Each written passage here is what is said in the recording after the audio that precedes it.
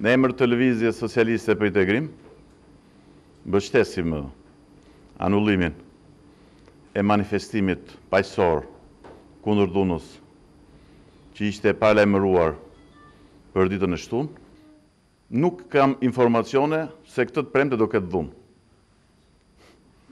sepse i gjithë potenciali maksimal i dhunës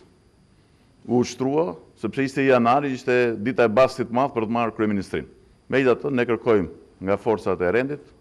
nga organet e ligjit, të godasin pamëshirë të gjitha ata element kriminal, të cilët u filmuan, u fotografuan, u shnuan në ngjarjen e 21 janarit, duke goditur institucionin e kryeministrisë dhe duke goditur forcat e rendit dhe të ligjit, ndëshkimi ndaj tyre duhet të jetë maksimal, në mënyrë që horra të tillë, kriminal të tillë, vagabond të tillë,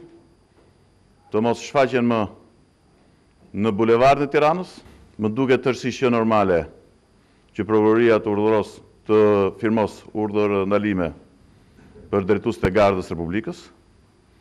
të cilët në çdo rast kanë qenë në krye të detyrës, të cilët në çdo rast kanë qenë të sulmuar, të goditur